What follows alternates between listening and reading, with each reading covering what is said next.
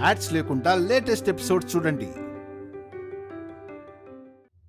కానీ నాకు తెలిసి అది దాని క్యారెక్టర్ని ఎక్కడ డౌన్ కానివ్వదు. అందుకే రాజీ పడలేక రాజీగానే వెళ్ళిపోయి ఉండొచ్చు. ఇప్పుడు మనం తనని యూజ్ చేసుకుని ఆర్యవర్ధన్ని టార్గెట్ చేయాలనుకున్నా కూడా తను అనులానే ఉండాలి కదమ్మా. తనకు ఆ ఇంట్లో స్థానం లేనప్పుడు మనకెలా ఉపయోగపడుతుందమ్మా? ఆలోచిద్దాం వశిష్ఠ. తనకున్న గోల్డెన్ ఛాన్స్ని కూడా వదిలేసి వెళ్ళిపోయింది. కానీ డబ్బు ఆశతో మనతో చేతులు కలపడానికి రెడీ అయ్యింది. అసలు దాని ఇంటెన్షన్ ఏంటో క్లారిటీగా తెలియడం లేదు. అది తెలిస్తే దాన్ని ఎలా వాడుకోవాలో అలా వాడుకోవచ్చు. ఆలోచిద్దాం.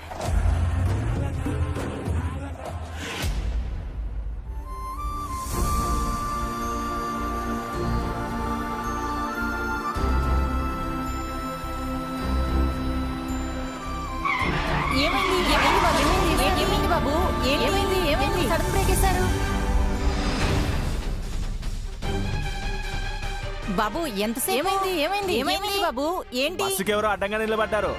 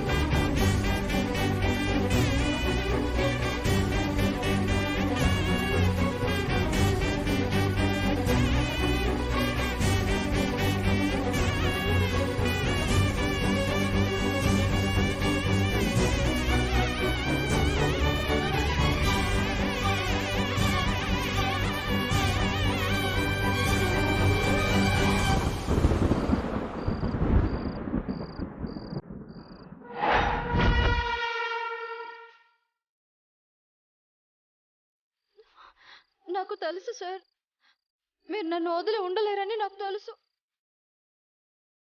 నన్ను ఇంతలా ప్రేమించే మీరు నన్ను ఎలా పంపించాలనుకున్నారు సార్? నేను మీ అను అని నమ్మే కదా తీసుకొచ్చారు. మరి ఆ నమ్మకం ఎలా పోతుంది సార్? ఈ ప్రపంచం అంతా కాదన్నా, చివరికి నేనే కాదన్నా కూడా నేనే మీ అనునని మీరు నమ్మాలి సార్. ఎందుకంటే ఆ నమ్మకమే మన ప్రేమ సార్. ఆ నమ్మకమే లేకపోతే మన ప్రేమే లేదు. తెలుసాను, ఆ నమ్మకంతోనే తిరిగి వచ్చాను. నీకోసం, మన ప్రేమ కోసం. నిన్ను కలిసిన దగ్గర నుంచి నా మనసు చెప్పింది ఒక్కటే మాట,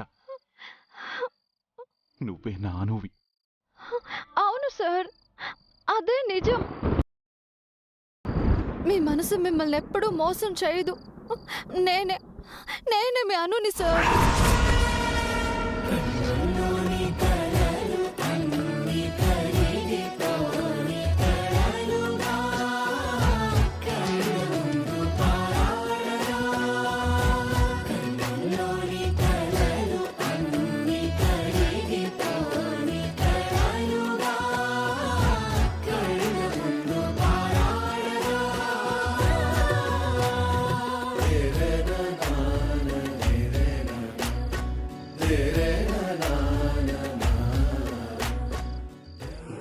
ఎంత మోసం! అవునమ్మా, మనల్ని ట్రాప్ చేయడానికి అనునే రాజీలా నాటకం ఆడింది. ఇప్పుడే ఆ విషయం బయటపడిందమ్మా. ఇదిగో వాళ్ళు నా కళ్ళ ముందే ఉన్నారమ్మా. ఇంకా చూస్తావేంటి వశిష్ఠ? ఎవరి కోసమైతే అది నన్ను దెబ్బతీయాలని ప్లాన్ చేసిందో ఆర్యవర్ధన్ని దాని కళ్ళ ముందే షూట్ చేసి పడే. మంచిగా చెప్పారమ్మా. ప్రేమ ప్రాణమని పెనవేసుకున్న జంట కదా.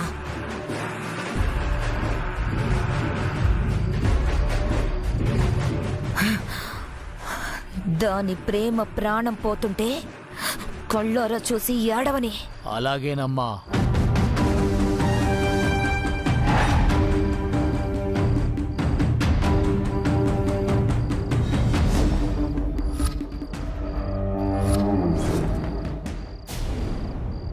ఇంత ప్రేమ దాచుకొని నాకెందుకు దూరంగా ఉన్నావు?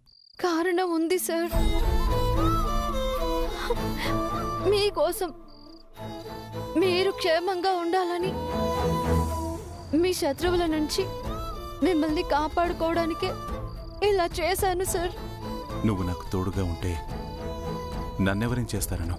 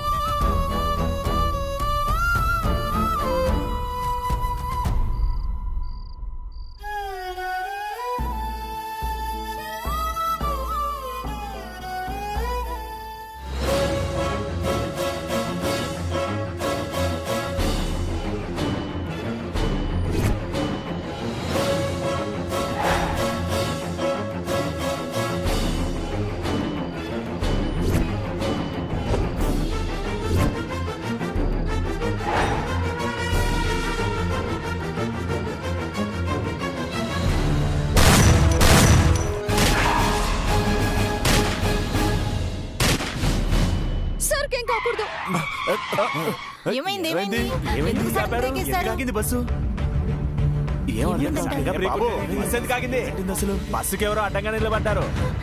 ఏంటి, బస్సుకి అడ్డంగా నిలబడ్డారా? ఎవరో అడ్డుగా వచ్చి నిలబడ్డారు. బస్సుకి ఎందుకు అడ్డంగా నిలబడ్డారు? బస్సుకి అడ్డంగా నిలబడ్డారా?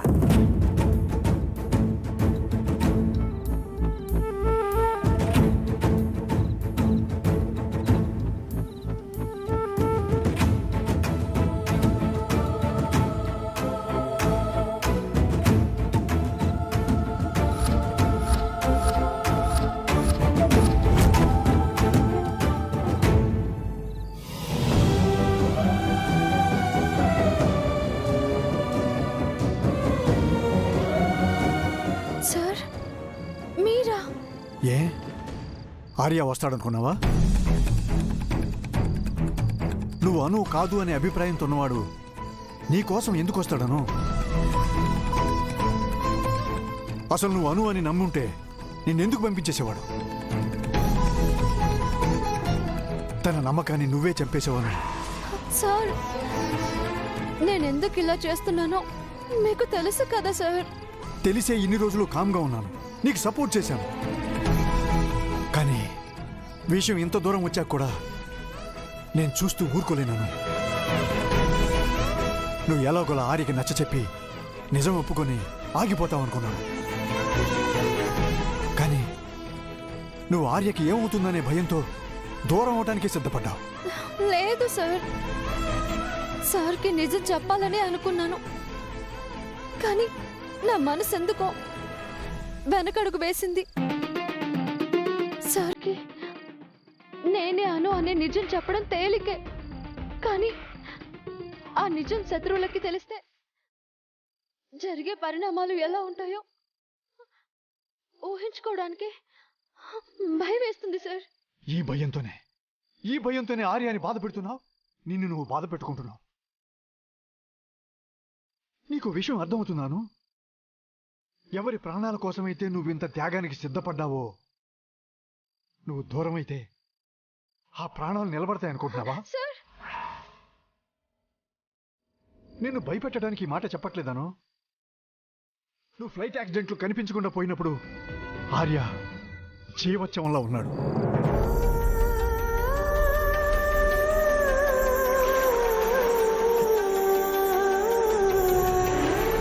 కేవలం నువ్వు బ్రతికుంటావనే ఆశతోనే తన ప్రాణాలతో ఉన్నాడు. ఇప్పుడు ఆశ కూడా పోతే తను ఏమైపోతాడో అని భయంగా ఉన్నాను. అలా అనకండి సార్. ఆర్య సార్కి ఏం కాదు. సార్ క్షేమంగా ఉంటారు. అలా ఉండాలి అంటే నువ్వు ఆర్య పక్కన ఉండాలి. కానీ సార్ ఇంకా శత్రువులు అటాక్ అంటావా?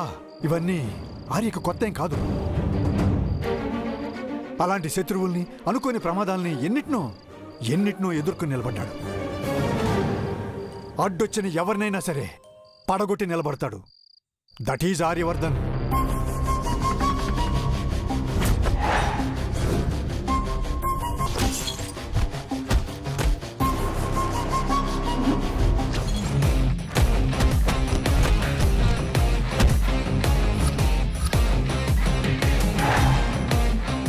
ఆర్య అంటే ప్రమాదానికి భయపడి వెనకడుగు వేసే వ్యక్తి కాదు. ప్రమాదమే అతని ధైర్యాన్ని చూసి వెనకడుగు వేస్తుంది. ఇంకా ఏం ఆలోచిస్తున్నావను? ఆర్య క్షేమం కోసం దూరంగా ఉండాలనుకుంటున్నావే కానీ ఆర్యకి దూరమై నువ్వు ఉండగలవా చెప్పు? ఆర్య మీద ప్రేమతో ఎంత చేస్తున్న దానివి అసలు ఆర్య ప్రేమకు దూరమై ఎలా ఉండగలవను? నీ భయం నాకు అర్థమైంది. ఎదురొచ్చే 100 మందినైనా ఆర్య ఎదుర్కోగలడు గాని వెన్నుపోటు పొడిచే నక్కల గురించేగా నీ భయం? అలాంటి నక్కలు ఎన్ని కలిసినా సింహాన్ని ఏమీ చేయలేవను. ఇప్పటికైనా నా మాట విను. వెళ్ళి ఆర్యకి నిజం చెప్పు. నీ ప్రేమ నిలబెట్టుకోను. ఇప్పటికే ఆర్య మనసు ముక్కలైపోయినాను. దాన్ని ఇంకా గాయపరచుకు. సార్ అర్థం చేసుకో.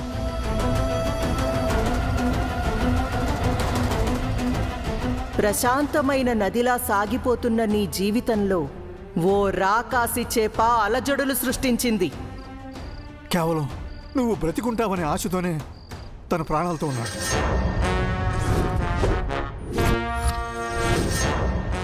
అనుతో ఉంటే నాకెలా ఉంటుందో చెప్పనా? అమ్మ ఒడిలో ప్రశాంతంగా నిద్రపోతున్నంత హ్యాపీగా ఉంటుంది.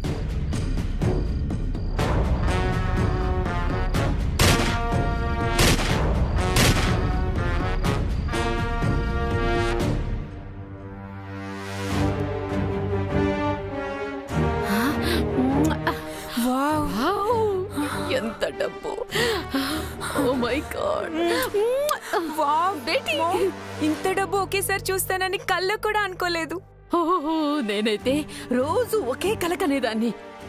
ఇలా డబ్బుల కట్టలన్నీ పరిచేసి పరుపులా చేసుకుని వాటి మీద హాయిగా నిద్రపోవాలని. ఆ కల ఇదిగో ఇన్నాళ్లకు తీరబోతోంది. మామ్, జనరల్ గా రిచ్ కిడ్స్ ని బాండ్ విత్ గోల్డెన్ స్పూన్ అంటారు కదా. నాకు నీరజ్ కి పిల్లలు పుడితే బాండ్ విత్ మనీ బెట్ అంటారేమో మామ్.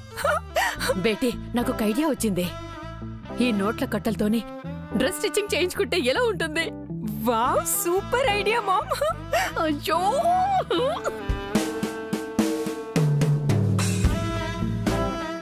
కానీ త్వరగా కానివే. అయిపోయింది మామ్, అయిపోయింది. బేటీ, హ్యాపీగా 2 పెగ్గులేసి ఇదిగో ఈ డబ్బు మీద ఫుల్ దొర్లతో నిద్రపోదాం.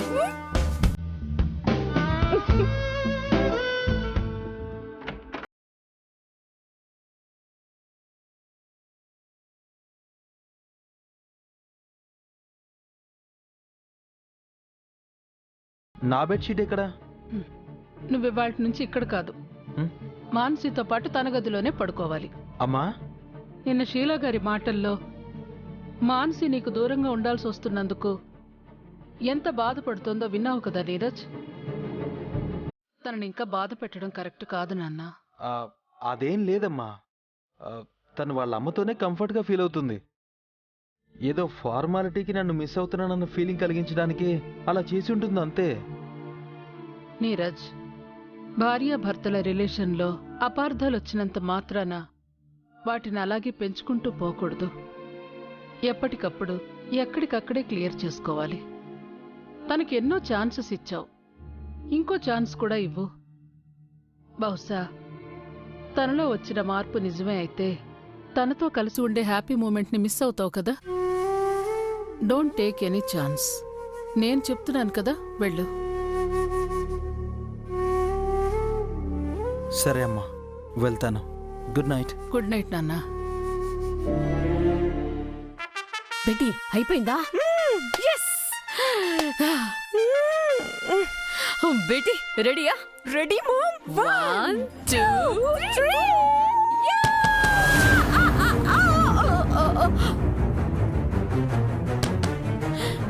బా, ఈ టైంలో ఎవరే స్పీడ్ బ్రేకర్ లాగా? ఎవరు? మాన్సీ, మాన్సీ, నీరజ్ మామ్. మాన్సీ, మామ్, నీరజ్ ఈ టైంలో ఎందుకు వచ్చాడు? Mansi, wait a minute Neeraj. Ma'am, ఏం చేద్దాం మామ్? బెట్టి వన్ సెకండ్. ఓకే.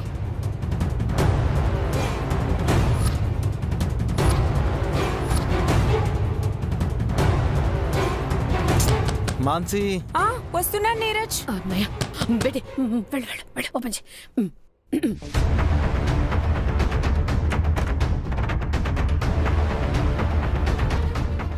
అల్లుడు గారు, మీరేంటి ఈ టైంలో మా గదిలోకి వచ్చారు? నేను అనాల్సిన మాట మీరంటున్నారు. సర్లేండి, మీరు బయటికి వెళ్తే ఇవాల్టి నుంచి నేను మాన్సీ కలిసి ఇదే గదిలో ఉంటాం. ఇవాల్టి నుండా? ఏ ముహూర్తం బాలేదా? అది కాదు అల్లుడు గారు, సడన్ గా మీరు ఇలా వచ్చేసరికి షాక్ అయ్యామంతే.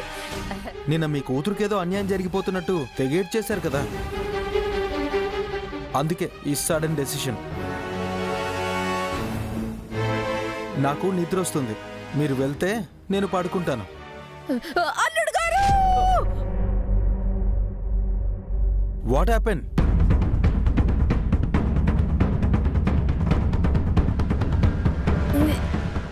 అదే బెడ్షీట్ దులపలేదు అల్లుడు గారు, దుమ్ముంటుందేమోనని. దానికే ఇంతలా అరవాలా?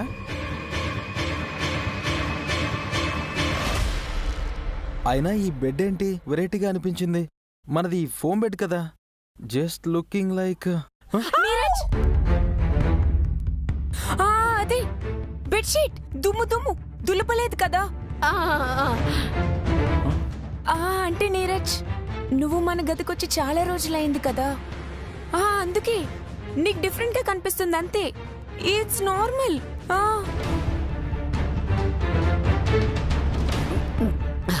అల్లుడు గారు, నాదొక స్మాల్ రిక్వెస్ట్. ఎన్ని రోజులు బేటీతోనే కలిసి ఉన్నాను కదా, ఇప్పుడు ఒక్కసారిగా దూరంగా ఉండడం అంటే కొంచెం కష్టం. అందుకే ఈ ఒక్క రాత్రికి మనసారా తృప్తిగా సంతోషంగా గట్టిగా వాటేసుకుని పడుకుంటాను. Excuse me. అవును నీరజ్, నాకు ఒక్కసారిగా మామ్ కి దూరంగా ఉండాలంటే హోమ్ సిక్ గా ఉంటుంది. అల్లుడు గారు, రేపటి నుంచి ఈ గది, బేటీ, బెడ్ మొత్తం మీకే సొంతం.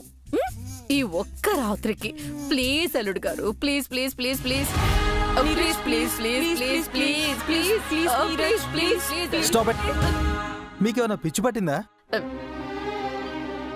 నిన్న అంత సీన్ క్రియేట్ చేశారు, ఇప్పుడేమో.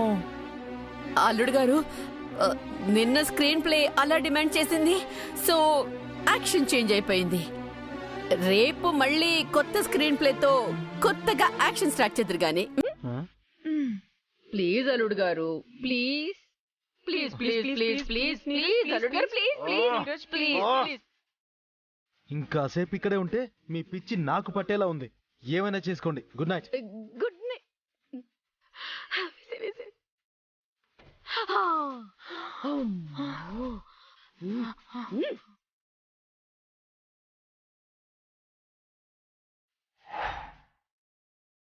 One, 2, 3.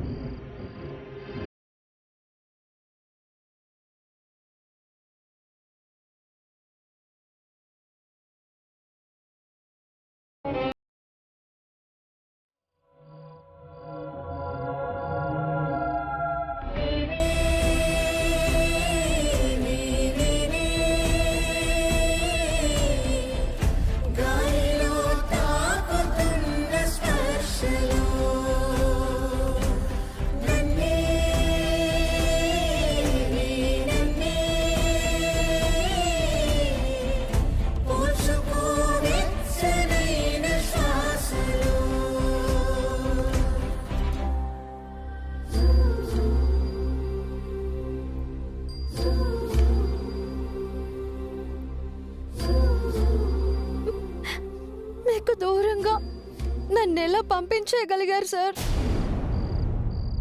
నువ్వు తిరిగి వస్తావని నాకు తెలుసను. నా ప్రేమ నాకెప్పటికీ దూరం కాదు. నా ప్రాణమైన అను నన్నెప్పటికీ వదిలి వెళ్ళదు. ఎస్, నువ్వే నా అనువని నాకు తెలుసు. పేరు, భాష, తీరు, తెన్ను అన్నీ మార్చొచ్చు, కానీ నీ కళ్ళలో నా పైన కనిపించే ప్రేమ మాత్రం ఎప్పటికీ దాచలేవు. సార్, నీ మీద నాకున్న నమ్మకం, మన ప్రేమ నిన్ను నాకెప్పటికీ దగ్గర చేస్తూనే ఉంటాయి.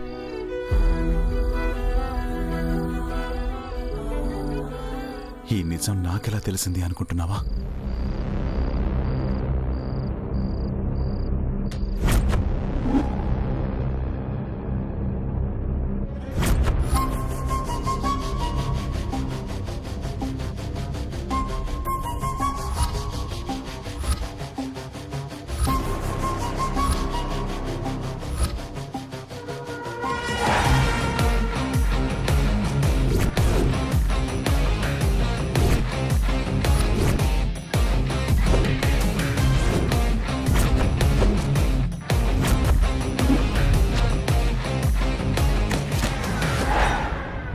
దేవుడు ఏం చేసినా అందులో న్యాయం ఉంటుంది అంటారు.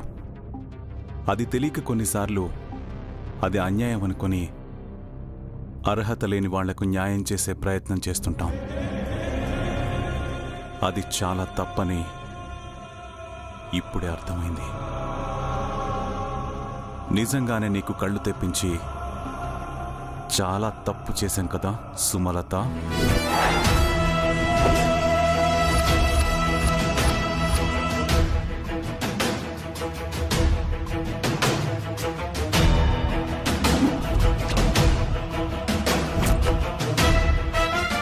నన్ను క్షమించండి సార్, నేను తప్పు చేశాను. దయచేసి నన్ను శిక్షించకండి. క్షమించండి సార్, ప్లీజ్.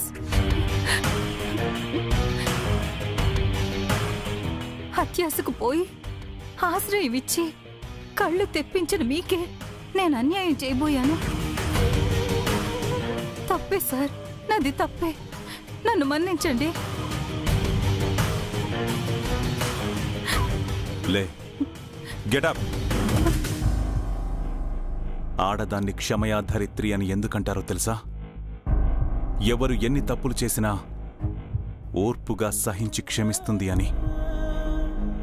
అలాంటి ఆడదానిగా పుట్టి కృతజ్ఞత లేని పనులు చేసి ఇలా కాళ్ల మీద పడి క్షమాపణలు అడగడం సిగ్గుచేటు.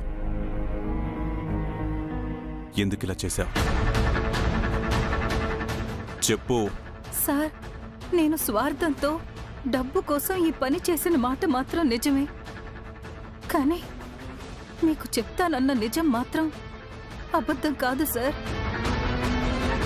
ఆ నిజం మీకు చేరవేస్తే మీ కృతజ్ఞత తీర్చుకున్నదాన్నవుతానన్న ఉద్దేశంతోనే ఫోన్ చేశాను. కానీ ఆ తర్వాత నా బతుకు తెరువు ప్రశ్నార్థకం అవుతుందనే భయంతోనే డబ్బులు అడిగాను సార్.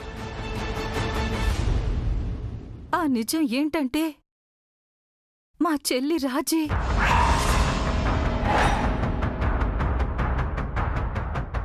తను రాజీ కాదు అనునే అంట, అంతేనా?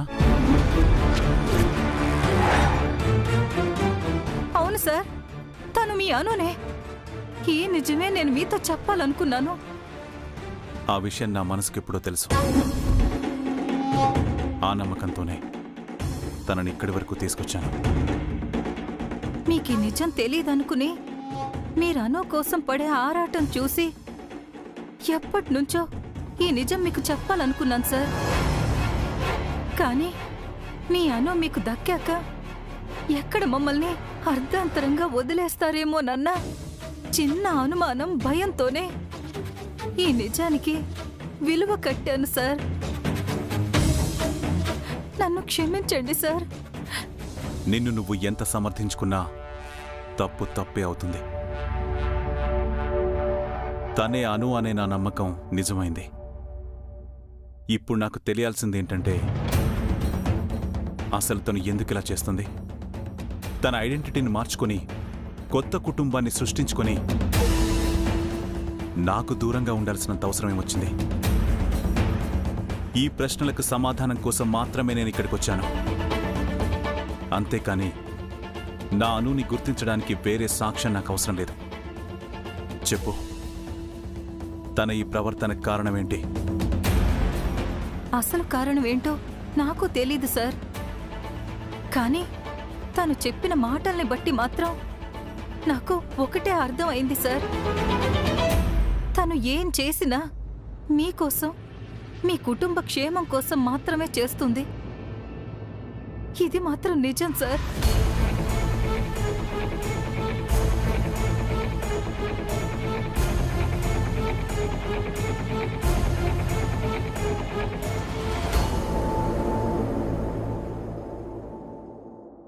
నేను చేసిన తప్పుకి ఎన్ని క్షమాపణలు చెప్పినా తక్కువే. మీ డబ్బు మీరు తీసుకుని దయచేసి నన్ను క్షమించండి సార్. నా స్వార్థం నా చేత ఈ తప్పు చేయించింది. ఇంకెప్పుడు ఇలాంటి తప్పు చెయ్యను సార్. నన్ను క్షమించండి సార్.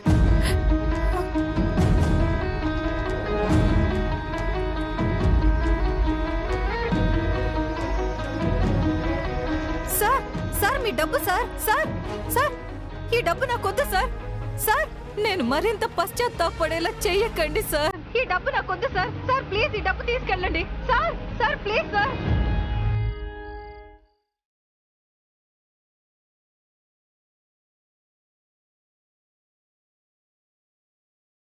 నా మనసు ఎప్పుడు నన్ను మోసం చేయదను. అది నువ్వే నా అనువని చెప్తూనే ఉంది.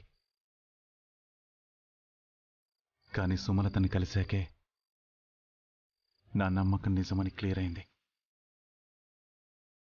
బట్ నాకు అర్థం కాని విషయం ఒక్కటే.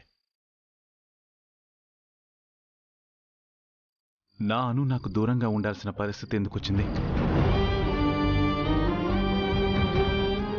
తన ఇంట్లో తనే పరాయిదాన్లా ఎందుకు అడుగుపెట్టింది? అనువుగా నాకు దగ్గరగా ఉంటూనే రాజీ ముసుగులో ఎందుకు దూరం పెంచింది? ఈ ప్రశ్నలన్నిటికీ నాకు సమాధానం కావాలను.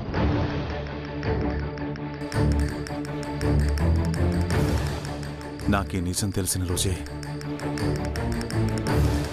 నేను నిన్ను ఇదే విధంగా గట్టిగా నిలదీసి అడుగుండొచ్చు. నీకు నిజం చెప్పడం తప్ప వేరే ఆప్షన్ కూడా ఉండేది కాదు.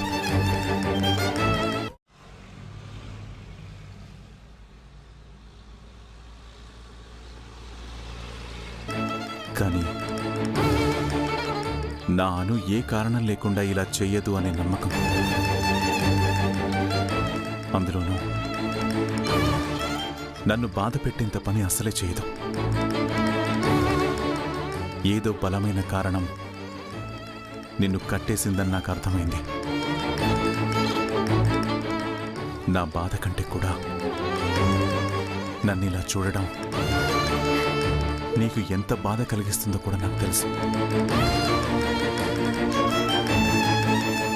అంత బాధను కూడా భరించేంత ప్రాబ్లం ఏంటి? నాతో కూడా చెప్పలేనంతగా నా అను నా దగ్గర ఏం దాస్తోంది అని తెలుసుకోవాలనుకున్నాను. నేను నిన్ను ప్రశ్నించినా నిలదీసినా నిన్ను నిందించడం అవుతుంది. అది నీకు నువ్వుగా చెప్తేనే పరిష్కారం అవుతుంది. అందుకే నిజం నీ నోటి ద్వారా నువ్వే చెప్పాలని విషయం ఇంతవరకు తీసుకొచ్చాను. కానీ నా మాటలతో, నా చేష్టలతో నిన్ను బాధపెట్టిన ప్రతిసారి లోపల నేను ఎంత స్ట్రగుల్ అయ్యానో నాకు మాత్రమే తెలుసు. ఇప్పటికైనా చెప్పను, ఎందుకిదంతా? నువ్వు నాకెందుకు దూరంగా ఉండాలనుకున్నావు? చెప్తాను సార్. ఎన్ని రోజుల గుండెల్లో దాచుకున్న భారం ఈరోజు బయట పెడతాను.